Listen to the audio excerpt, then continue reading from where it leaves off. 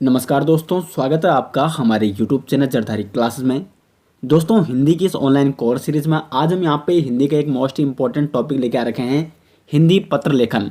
जिसमें हम यहाँ पे हिंदी पत्र लेखन में सरकारी पत्र हो गया, अर्ध सरकारी पत्र हो गया, प्रारूपण हो गया, अधिसूचना, टिप्पण, विज्ञप्ति, ये सारे टॉपिकों पे हम चर्चा करेंगे क्योंकि काफ़ी इंपॉर्टेंट टॉपिक है और यहाँ से कई बार एग्जाम में क्वेश्चन डायरेक्ट पूछे जाते हैं। तो आपको इस वीडियो में ध्यान देना है, जो मैं यहाँ पे आपको समझाने वाला हूँ आपको बस समझना है। और यहाँ पे नोट्स आपको बिल्कुल आपके बने हुए हैं, लेकिन आपको समझने में यहाँ पे ध्यान देना है किस प्रकार आपको कौन सी चीज़ याद करनी है और किस टाइप के यहाँ पे एग्जाम में क्वेश्चन बनते हैं, वो सारी चीज़ें मैं इस वीडियो में आपको बताने वाला हूँ। तो चलिए दोस्तों, आज की वीडियो शुरू करते हैं। दोस्तों, तो शुरू करते हैं पत्र लेखन। पत्र लेखन होता क्या है ये तो आप भली भांति जानते होंगे। जिससे व्यक्ति क्या करता है, किसी भी व्यक्ति को लेखन के माध्यम से अपनी भावनाओं को व्यक्त करता है, अपने विचारों को शेयर करता है लेखन के माध्यम से और मिले बगैर। यानी कोई व्यक्ति अगर दूर भी है तो उसको पत्र लिखने के माध्यम से या लेखन के माध्यम से उसको पत्र लिख दिया और अपने विचारों को व्यक्त कर दिया, अपने विचारों को शेयर कर दिया। इसी को कहते हैं पत्र लेखन। पत्र लेखन वह प्रक्रिया है जिसके माध्यम से व्यक्ति एक दूसरे से मिले बगैर ही अपनी भावनाओं को साझा कर सकते हैं अथवा अपने विचारों को साझा कर सकते हैं। तो बड़ा सिंपल था। अब देखो, पत्र लेखन लिखते समय बहुत सारी चीज़ों का ध्यान रखना पड़ता है। तो वो कौन कौन सी चीज़ें हैं? एक तो पत्र लिखते समय क्या होना चाहिए, उसमें संक्षिप्तता होनी चाहिए, यानी शॉर्ट फॉर्मेट में होना चाहिए। अब ऐसा नहीं कि आपने लंबा चौड़ा लिख दिया और जो पढ़ने वाला है अगर वो बोर हो गया पढ़ते पढ़ते, तो ऐसा भी नहीं होना चाहिए। मतलब ज़्यादा इतना आपने लंबा चौड़ा नहीं लिखना है, संक्षिप्त होना चाहिए बिल्कुल, और बिल्कुल सटीक होना चाहिए। पत्र जो आप वहाँ पे लिखना चाहते हैं उसमें वही चीज़ आपको लिखनी है। सरलता, सरल भाषा का उपयोग होना चाहिए, उसको हर कोई समझ सके। स्पष्टता, पत्र में जो आप लिखना चाहते हैं वो स्पष्ट रूप से स्पष्ट होना चाहिए। ऐसे नहीं कि आप कुछ और लिखना चाह रहे हैं और वहाँ पे पत्र में कुछ और आपने लिख दिया है। शुद्ध भाषा शैली बिल्कुल शुद्ध होनी चाहिए। तो ये तो पत्र लेखन के कुछ मुख्य बिंदु हैं, लेकिन इनसे क्वेश्चन नहीं बनता है। कई बार अगर क्वेश्चन यहाँ पे मुख्य बिंदु से ये बन सकता है कि पत्र लिखने के लिए क्या क्या चीज़ों को ध्यान में रखना चाहिए। तो यहाँ से तो क्वेश्चन बनता नहीं है। अब क्वेश्चन जहाँ से बनता है अब वो शुरू होता है, वो पार्ट पत्रों के प्रकार से। तो जो पत्रों के प्रकार, दो प्रकार के होते हैं पत्र। एक होते हैं औपचारिक पत्र और एक होते हैं अनौपचारिक पत्र। देखो, आपको समझना है और बड़ी सिंपल से आपको मैं समझाने वाला हूँ यहाँ पे। देखो, औपचारिक पत्र क्या होते हैं? औपचारिक पत्र वे पत्र होते हैं जिनको हम क्या करते हैं, ऐसे व्यक्तियों को भेजते हैं जिनसे हमारा कोई व्यक्तिगत संबंध नहीं होता है, कोई पारिवारिक संबंध नहीं होता है, कोई रिश्तेदार नहीं होते हैं। तो उन व्यक्तियों को जो पत्र भेजे जाते हैं उनको औपचारिक पत्र कहते हैं। ये पत्र उन व्यक्तियों को लिखे जाते हैं जिनके साथ कोई निजी या व्यक्तिगत संबंध नहीं होता है। अगर हम उदाहरण की बात करें, प्रार्थना पत्र, जैसे आप प्रार्थना पत्र भेजते होंगे किसी को, अपने स्कूल के प्रिंसिपल को भेजते होंगे या किसी अधिकारी को प्रार्थना पत्र भेजते होंगे, शिकायत पत्र भेजते होंगे। तो उन अधिकारियों से आपका कोई निजी संबंध नहीं है, लेकिन फिर भी उनको आप पत्र भेजते, तो इनको कहते हैं औपचारिक पत्र। सरकारी पत्र, ये सभी क्या होते हैं? औपचारिक पत्र होते हैं। आवेदन पत्र, व्यावसायिक पत्र, कार्यालयी पत्र। तो ये सारे पत्र, व्यावसायिक पत्र किसको भेजा जा रहा है? किसी व्यवसाय के मालिक को। तो यहाँ पे इनसे आपका कोई निजी संबंध नहीं है। तो जो ऐसे पत्र जो निजी संबंधी और या जो पारिवारिक लोग हैं उनके अलावा जो अन्य व्यक्तियों को भेजे जाते हैं उनको कहा जाता है औपचारिक पत्र। और औपचारिक पत्र की विशेषता ये है कि इसमें तो एक तो भाषा शैली का विशेष ध्यान रखना चाहिए और पत्र में वही चीज़ें लिखनी चाहिए जो आपको क्या है, मतलब जिससे संबंध आपको शिकायत करनी है या जो आपका बिल्कुल काम है। तो ज़्यादा इसमें ज़्यादा चीज़ें नहीं लिखी जाती है। उसके बाद जो यहाँ पे अनौपचारिक पत्र है, ऐसे पत्र उन व्यक्तियों को लिखे जाते हैं जिनसे पारिवारिक या व्यक्तिगत संबंध है। जैसे आपने अपने माता पिता को पत्र लिख दिया, अपने दोस्त को पत्र लिख दिया, या किसी अपने रिश्तेदार को पत्र लिख दिया, किसी को शुभकामना पत्र लिख दिया, किसी को बधाई पत्र लिख दिया। तो ये शुभकामना पत्र, बधाई पत्र, निमंत्रण पत्र, आपके घर में शादी हो रही है और आपने किसी को निमंत्रण पत्र भेज दिया, तो ये एक क्या हो रहा है, आपका पारिवारिक या व्यक्तिगत या किसी जो आपका जान पहचान का अपने दोस्तों को आप पत्र भेज रहे हो। तो ये सारे पत्र किस में आते हैं? अनौपचारिक पत्र में आते हैं। और अनौपचारिक पत्र की विशेषता ये है कि अब आप अपने सगे संबंधियों या व्यक्तिगत रूप से या किसी रिश्तेदार को भेजोगे तो उसके खुशल खेम तो पूछोगे ना, उसके हालचाल पूछोगे, तो उसमें ये सारा सब होता है। लेकिन जो औपचारिक पत्र होते हैं वो बिल्कुल टॉपिक वाइज होते हैं, मतलब जिस टॉपिक पे आपको भेजना है बस, उसके अलावा आपको कुछ नहीं लिखना है। तो औपचारिक पत्र और अनौपचारिक पत्र आपको समझ में आ गए होंगे।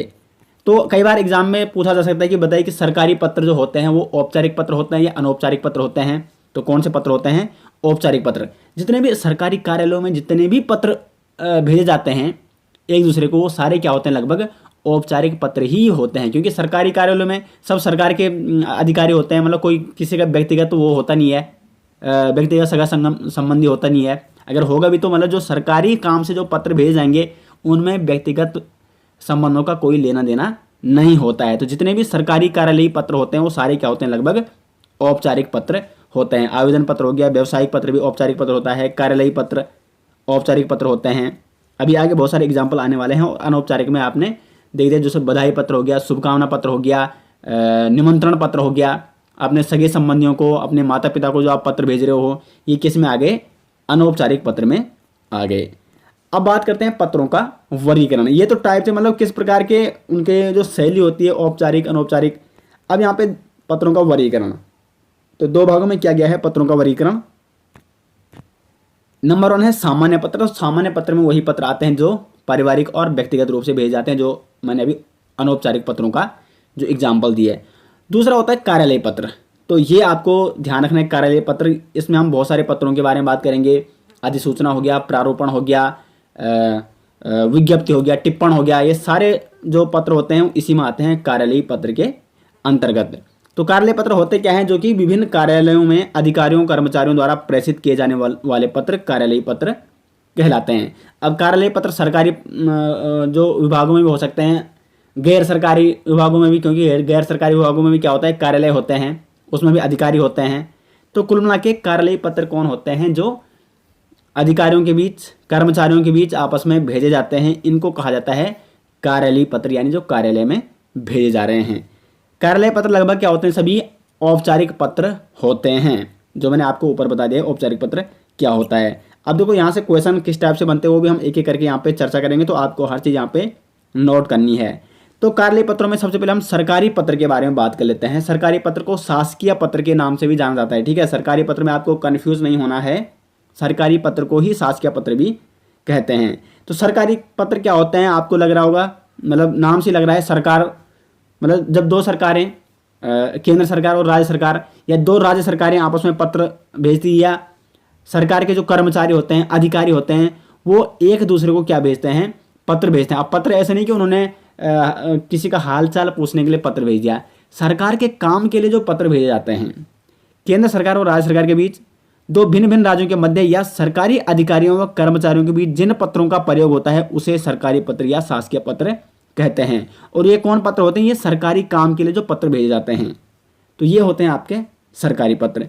और सरकारी पत्र यहाँ पे क्या है, अन्य पुरुष शैली में लिखे जाते हैं। अन्य पुरुष शैली का मतलब यहाँ ऐसा है कि मतलब वो व्यक्तिगत, जब आप किसी व्यक्तिगत लिख रहे हो, व्यक्तिगत व्यक्ति को क्या लिख रहे हो, पत्र लिख रहे हो, तो उसमें तो क्या होता है, एक उत्तम पुरुष शैली होती है, एक मध्यम पुरुष शैली होती है। उत्तम पुरुष मतलब जो तुम खुद हो और जिसको तुम लिख रहे हो। लेकिन यहाँ पे तुम क्या कर रहे हो, किसी अन्य अधिकारी को लिख रहे हो, तो उससे आपका कोई व्यक्तिगत संबंध नहीं है, वो एक अन्य पुरुष है, उससे आपका कोई क्या है, पारिवारिक और व्यक्तिगत संबंध नहीं है। इसलिए सरकारी पत्र क्या होते हैं, अन्य पुरुष शैली में लिखे जाते हैं। अब इसका नमूना देख लेते हैं कि सरकारी पत्र कैसे लिखे जाते हैं, इसका फॉर्मेट देख लो और यहाँ से क्वेश्चन बनते हैं। तो यह है सरकारी पत्र का फॉर्मेट। यहाँ पे होता है पत्रांक। पत्रांक का मतलब होता है पत्र संख्या। आपने कई सरकारी पत्र देखे होंगे, तो यहाँ पे पत्रांक, यहाँ पे पत्र संख्या लिखी रहेगी। उसके बाद यहाँ पे सबसे ऊपर आएगा प्रेषक, प्रेषक का नाम, प्रेषक पदनाम आएगा, ठीक है। यहाँ पे प्रेषक नाम आएगा, यहाँ पे पदनाम, और यहाँ पे विभाग क्या है या उसका स्थान। तो कुल मिला के आता है कि प्रेषक का नाम सरकारी पत्र में कहाँ लिखा जाता है, सबसे ऊपर बाईं साइड लिखा जाता है। उसके बाद जब यहाँ पे प्रेषक यानी जो भेजने वाला है, ठीक है, उसका नाम, पदनाम और उसका स्थान आ गया, किस विभाग से वो आ गया अगर। उसके बाद लिखा जाता है सेवा में। और उसके बाद प्रेषिति, प्रेषिति का मतलब होता है जिसको पत्र भेजा जा रहा है। तो प्रेषिति का नाम यहाँ पे आ जाएगा, पदनाम यहाँ पे आ जाएगा और पता यहाँ पे आ जाएगा, यानी किस विभाग से है, किस डिपार्टमेंट से है, किस सरकार के अंतर्गत काम करता है, किस राज्य का है। तो यहाँ पे मतलब उत्तराखंड सरकार का होगा, उत्तर प्रदेश सरकार का होगा वो अधिकारी, तो वो यहाँ पे आ जाएगा पते पे। तो कुल मिला के देखो, दो क्वेश्चन यहाँ पे इस प्रकार बन सकते हैं कि सरकारी पत्र में प्रेषक का पदनाम कहाँ पे लिखा जाता है, तो सबसे ऊपर बाईं ओर। प्रेषिति का नाम कहाँ पे लिखा जाता है, तो यहाँ पे लिखा जाता है बाईं ओर, प्रेषक के नाम के और पदनाम के नीचे फिर प्रेषिति का नाम और पदनाम आ जाता है। उसके बाद यहाँ पे स्थान और दिनांक आ जाती है। उसके बाद यहाँ पे आ जाएगा आपका विषय, जिस विषय में आप पत्र भेज रहे हो, किसी भी अधिकारी को, कर्मचारी को या सरकार को। और यहाँ पे महोदय आ जाएगा, फिर महोदय इसको क्या कहते हैं आपका संबोधन, ठीक है। संबोधन किससे करते हो, महोदय से करते हैं सरकारी पत्रों में। फिर यहाँ पे जो पत्र का मुख्य भाग होता है जो आपने भेजना है, और यहाँ पे नाम और पदनाम किसका आ जाएगा, जो आपका भेज रहा है पत्र। और यहाँ पे संलग्न प्रतिलिपियाँ, कई बार होता नहीं कि आपने कुछ ऐसे काम से पत्र भेजा जिसकी आपको कुछ उससे संबंधित डॉक्यूमेंट भी भेजने पड़ रहे हैं, तो यहाँ पे लिखने पड़ते हैं कि मैंने यहाँ पे ये डॉक्यूमेंट यहाँ पे भेज रखे हैं इस पत्र के साथ। तो ये तो फॉर्मेट हो गया किसका, यानी नमूना हो गया सरकारी पत्र का। तो अब आपको सरकारी पत्र का नमूना समझ में आ गया होगा। पत्रांक कहाँ पे लिखा जाता है, प्रेषक का पदनाम नाम कहाँ पे लिखा जाता है, प्रेषिति जिसको भेजा रहा है उसका पदनाम नाम कहाँ पे लिखा जा रहा है, स्थान, दिनांक और क्या क्या इसमें आ रहा है। तो यहीं से कुल मिला के आपको ये समझना है फॉर्मेट, और फॉर्मेट से ही कई बार क्वेश्चन सीधे सीधे पूछे जाते हैं। अब दूसरा जो पत्र है यहाँ पे ये है अर्ध सरकारी पत्र। तो अर्ध सरकारी पत्र भी एक कार्यालयीय पत्र होता है, कार्यालय में ही भेजे जाते हैं। लेकिन अर्ध सरकारी पत्र और सरकारी पत्र में एक ये अंतर है कि जो अर्ध सरकारी पत्र होता है वो क्या होते हैं, मतलब किसी सरकारी कार्य के संबंध में ही भेजा जाता है, लेकिन वो व्यक्तिगत रूप से भेजा जाता है। यानी जैसे आप कोई दो डिपार्टमेंट है, इसको आप समझने की कोशिश करो। दो डिपार्टमेंट हैं, आप इस ए डिपार्टमेंट में हैं और जिस अधिकारी को आपने पत्र भेजना है वो इस बी डिपार्टमेंट में है, ठीक है। अब आपका इस बी डिपार्टमेंट से कुछ काम है और आपने पत्र भेजना है, लेकिन ये आपका लगभग क्या है, आप इसको, आपका ये दोस्त हो सकता है, इसको आप व्यक्तिगत रूप से जानते हैं। तो आपने क्या करना है, इसको व्यक्तिगत रूप से, मतलब सरकारी कार्य के लिए जो पत्र व्यक्तिगत व्यक्ति को भेजे जाती है, व्यक्तिगत रूप से भेजे जा रहे हैं, उनको कहा जाता है अर्ध सरकारी पत्र। यानी हैं वो सरकारी पत्र हैं, लेकिन आप उसको किस तरीके से भेज रहे हो, व्यक्तिगत रूप से भेज रहे हो।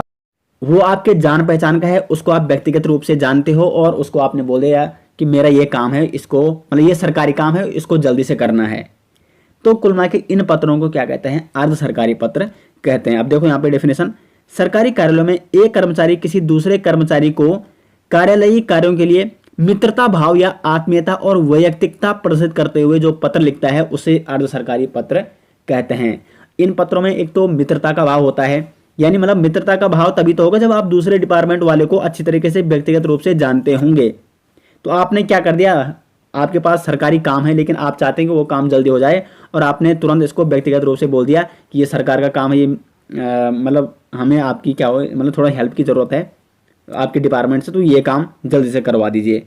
तो कुल मिला के आपने उसको व्यक्तिगत रूप से सीधे पत्र लिख दिया और बोल दिया कि ये काम करना है। और ये पत्र अधिकतर क्या होते हैं, गोपनीय होते हैं। और इसमें आपने ये ध्यान रखना है कि इसमें मित्रता का भाव होता है।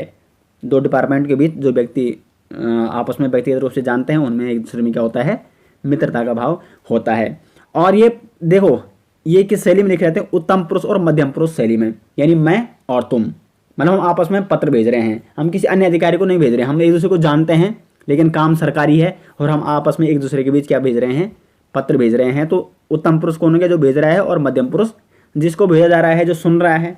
तो कुल मिला के जो अर्ध सरकारी पत्र होते हैं वो उत्तम पुरुष और मध्यम पुरुष शैली में लिखे जाते हैं। आपको नोट करना है, समझ में आ रहा होगा आपको, यहाँ पे सिंपल भाषा में आपको मैं समझाने की कोशिश कर रहा हूँ। अब देखो अर्ध सरकारी पत्र का नमूना कैसे होता है। तो यहाँ पे प्रेषक नाम और पदनाम आ जाएगा जो भेज रहा है, और यहाँ पे कार्यालयीय पता जिस कार्यालय से में वो काम कर रहा है, मतलब जो भेजने वाला है, और यहाँ पे दिनांक आ जाएगी। तो देखो क्वेश्चन यहाँ से इसी प्रकार बन सकता है कि अर्ध सरकारी पत्र में प्रेषक का नाम कहाँ पे आता है, तो सबसे ऊपर बाईं ओर। कार्यालय पता और दिनांक कहाँ आता है, सबसे ऊपर दाईं ओर। फिर यहाँ पे देखो अर्ध सरकारी पत्र और सरकारी पत्र में एक मेन डिफरेंस यहाँ पे भी है। जब आप संबोधन करते हैं तो वहाँ पे क्या लिखते, महोदय लिखते थे, क्योंकि वहाँ पे आपको रिस्पेक्ट देनी पड़ती है। वो जो सरकारी पत्र होते हैं वो किसी उच्च अधिकारी के लिए हो सकते हैं, या मतलब जिस भी अधिकारी के लिए होंगे, लेकिन वो क्या है, व्यक्तिगत पत्र नहीं होते हैं, वो पूर्ण रूप से सरकारी होते हैं, इसलिए वहाँ पे रिस्पेक्ट देनी पड़ती है। लेकिन यहाँ पे आप मित्रता के भाव से क्या भेज रहे हो, पत्र भेज रहे हो। तो यहाँ पे जब मित्रता का भाव आ गया तो तब आपको महोदय कहने की जरूरत नहीं, यहाँ पे आप क्या कह सकते हो, या तो प्रिय कह सकते हो, या यहाँ पे और क्या आ सकता है, हाँ श्री, या तो श्री आता है, प्रिय की जगह श्री आ सकता है, या आदरणीय आ सकता है। तो आ सकता है एग्जाम में कि बताइए कि अर्ध सरकारी पत्र में जब संबोधन करते हैं तो महोदय की जगह पे क्या आता है, तो वहाँ पे प्रिय, श्री और आदरणीय आता है। उसके बाद यहाँ पे पत्र का मुख्य भाग हो गया, और यहाँ पे लिखना है सादर और यहाँ पे शुभचिंतक और प्रेषक का नाम आ जाएगा, और फिर प्रेषिती का नाम। देखो एक और फैक्ट क्या है इसमें, जो प्रेषिती का नाम यानी जिसको भेजा जा रहा है उसका नाम कहाँ पे आ रहा है, बाईं और सबसे नीचे, और फिर पदनाम और पता। सरकारी पत्र में क्या हो रहा था, ये देखो ऊपर सरकारी पत्र में जो प्रेषक का नाम है, सॉरी प्रेषिती का जो नाम है जिसको भेजा जा रहा है वो ऊपर आ रहा है, यानी प्रेषक के नीचे लेकिन ऊपर ही आ रहा है लगभग, मतलब जो मुख्य भाग है पत्र का उसके, ये मुख्य भाग है पत्र का, इससे ऊपर आ रहा है प्रेषिती का नाम, यानी आप बोल सकते हो विषय से ऊपर, यानी जिसको पत्र भेज जा रहा है। लेकिन जो अर्ध सरकारी पत्र है उसमें प्रेषिती का नाम कहाँ आ रहा है, ये पत्र का मुख्य भाग है और इसके नीचे, सबसे नीचे बोलते हो बाईं ओर। तो ये चीज़ आपको नोट करनी, क्योंकि इसी टाइप के क्वेश्चन बनते हैं एग्जाम में पत्र लेखन से संबंधित। तो आपको फॉर्मेट अच्छे से मैं यहाँ पे मैंने बना रखा है, ये आपको अच्छे से ध्यान देना है। उसके बाद तीसरा है यहाँ पे प्रारूपण। देखो प्रारूपण क्या होता है, प्रारूपण को क्या कहते हैं, लेखन मसौदा भी कहते हैं, आलेखन या प्रालेखन कहते हैं। तो कई बार आप उनको कंफ्यूज नहीं होना है, प्रारूपण की जगह वो मसौदा दे सकता है, या आलेखन दे सकता है, या प्रालेखन दे सकता है, कि बताइए कि आलेखन क्या है, लेखन मसौदा क्या है, या प्रालेखन क्या है। तो प्रारूपण ये सब क्या होते हैं, प्रारूपण लेखन मसौदा को भी कहते हैं, आलेखन को भी कहते हैं, और प्रालेखन को भी कहते हैं। अब देखो यहाँ पे क्या होता है, पहले प्रारूपण इसको आप समझने की कोशिश कीजिए कि कार्यालय में बाहर से आए हुए किसी पत्र यानी आवती। देखो आवती क्या होता है, जो आ रहा है, यानी जो बाहर के कार्यालयों से हमारे कार्यालय में जो पत्र आ रखा है उसको कहा जाता है आवती। तो आवती पर कार्यवाही समाप्त होने के बाद जो मसौदा तैयार किया जाता है या पत्रोत्तर में जो पत्र लिखा जाता है उसे प्रारूपण कहते हैं। अब देखो मैं आपको थोड़ा सिंपल भाषा में समझाता हूँ। सपोज यहाँ पे कोई ये ए डिपार्टमेंट है, ये बी डिपार्टमेंट है, विभाग, ठीक है। यहाँ से एक पत्र इन्होंने भेजा बी विभाग को या बी डिपार्टमेंट को। अब बी डिपार्टमेंट ने उस पत्र पे पूरी कार्यवाही कर ली है और उसके जवाब में अब इनको एक उत्तर भेजना है, मतलब जो भी कार्यवाही उन्होंने की है, और उसके जवाब में जो यहाँ पे पत्र भेजा गया है इसको कहा जाता है प्रारूपण। अब आप समझ गए होंगे ना, यहाँ पे साफ साफ लिखा है कि जैसे कोई पत्र किसी दूसरे विभाग से हमारे विभाग में आ रखा है, हमने उस पर पूरी कार्यवाही कर ली है, और पूरी कार्यवाही करने के बाद हमने एक मसौदा तैयार करना है और उस पत्र के जवाब में कुछ उस विभाग को पत्र भेजना है जिसने वो पत्र भेजा था, तो इसको कहा जाता है प्रारूपण।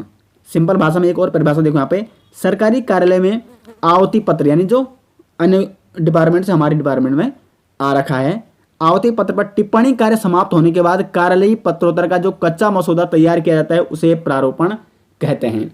अब यहाँ पे आप सोच रहे होंगे टिप्पणी शब्द दूसरा आ गया, ऊपर से क्या है, टिप्पण कार्य का अंतिम सोपान होता है प्रारूपण। ये बहुत इंपॉर्टेंट पॉइंट है, ये आपको जरूर नोट करना है क्योंकि इसी टाइप के क्वेश्चन बनते हैं।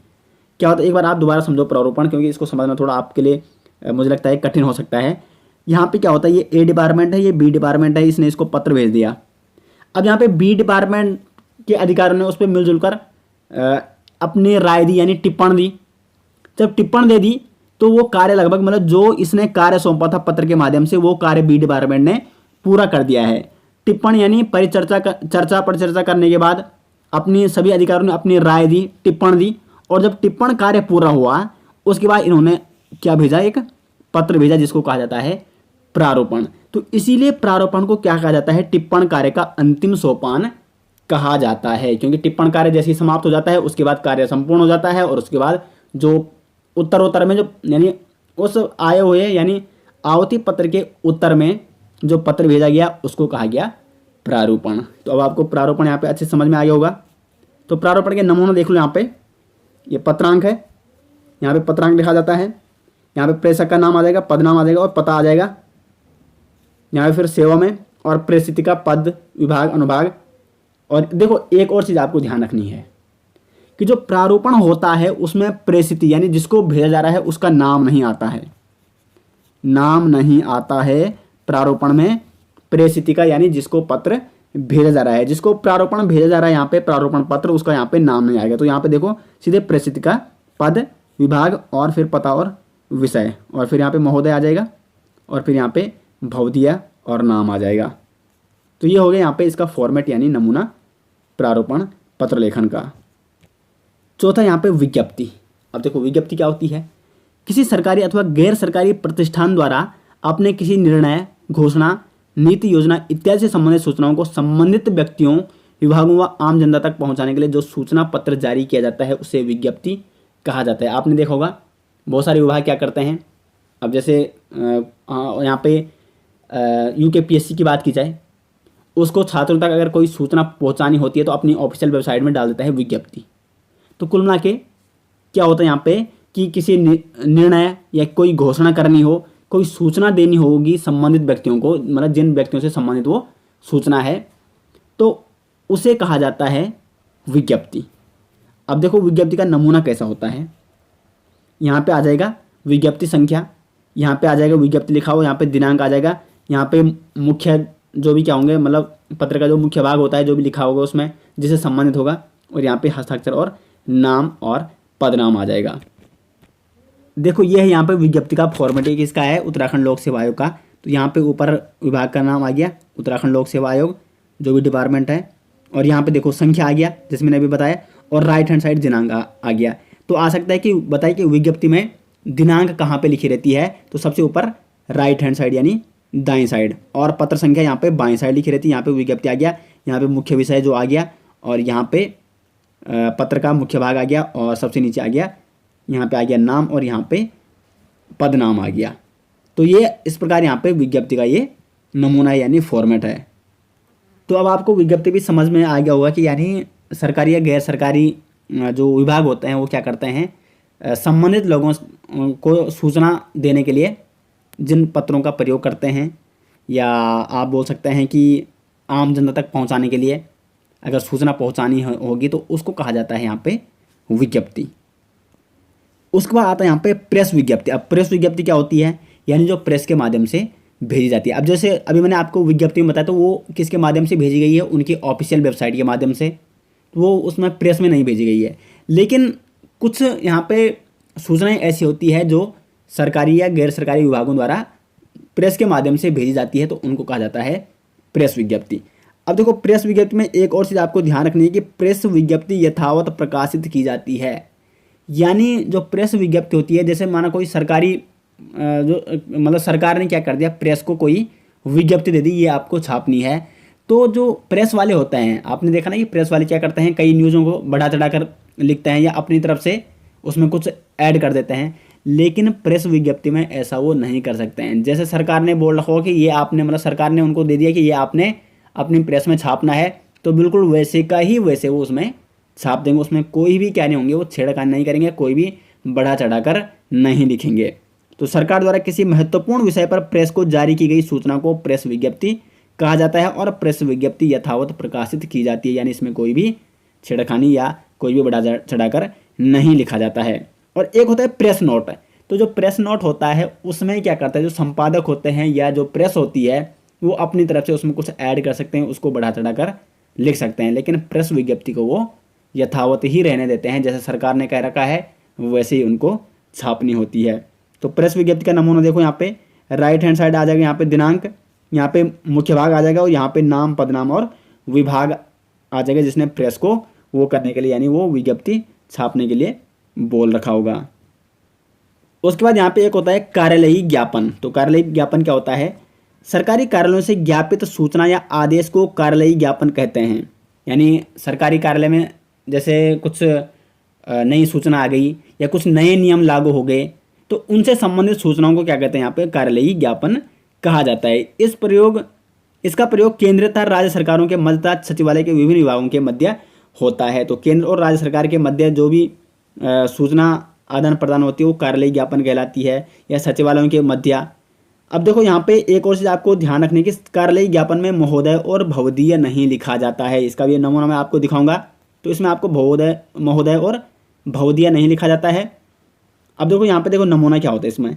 तो एक क्वेश्चन ये बनता है कि बताइए कि कार्यालय ज्ञापन में सबसे ऊपर क्या लिखा जाता है। तो कार्यालय ज्ञापन में सबसे ऊपर लिखा जाता है कार्यालय का नाम या विभाग का नाम या मंत्रालय का नाम।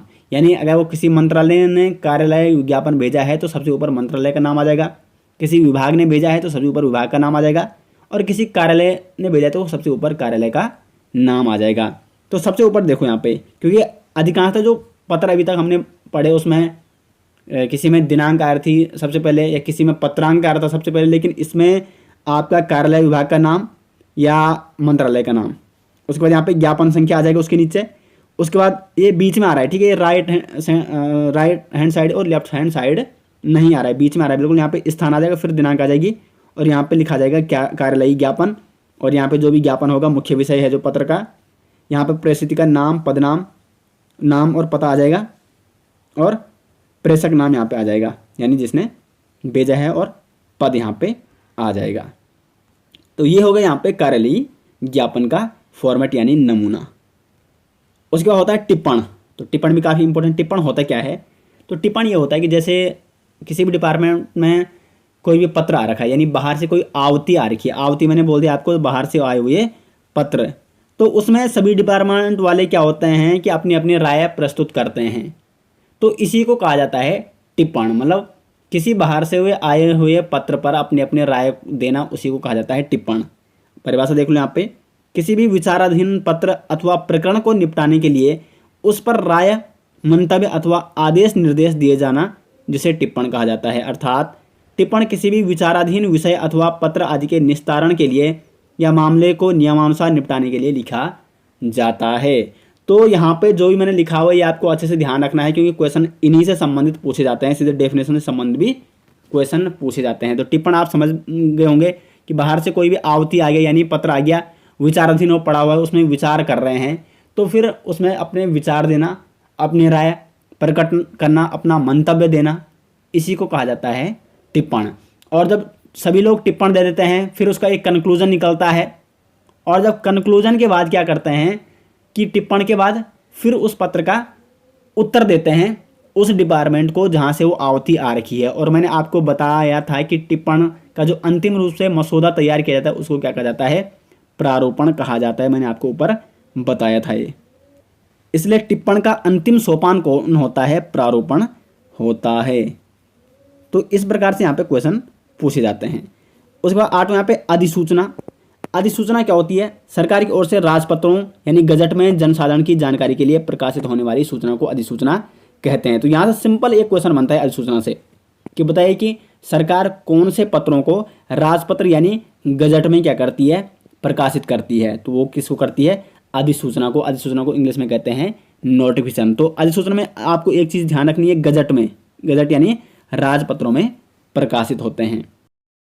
उसके बाद 9वां है यहाँ पे परिपत्र। अब परिपत्र क्या होता है? जब एक ही विषय पर कोई सरकारी पत्र अनेक विभागाध्यक्षों को अथवा अधिकारियों को अथवा एक साथ कई प्रेषितों को भेजा जाता है, उसे परिपत्र कहते हैं।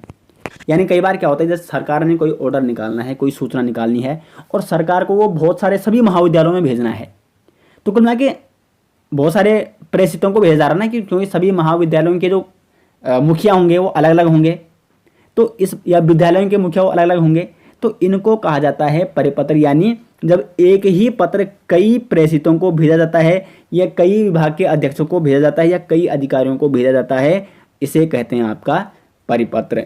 और 10वां यहाँ पे अनुस्मरण पत्र। अनुस्मरण पत्र आपको मतलब याद दिलाना। जैसे आपने किसी डिपार्टमेंट को पत्र भेज दिया और उसने उस पर कोई भी कार्यवाही नहीं की, वो भूल गया, तो उस पत्र को जो आपने पहले भेज रखा है उसकी याद दिलाने के लिए कि हमने आपको ऐसा काम दे रखा है, उसका आप तुरंत करें। तो जो उस पत्र की याद दिलाने के लिए जो दूसरा पत्र भेजा जाता है उसको कहा जाता है अनुस्मरण पत्र।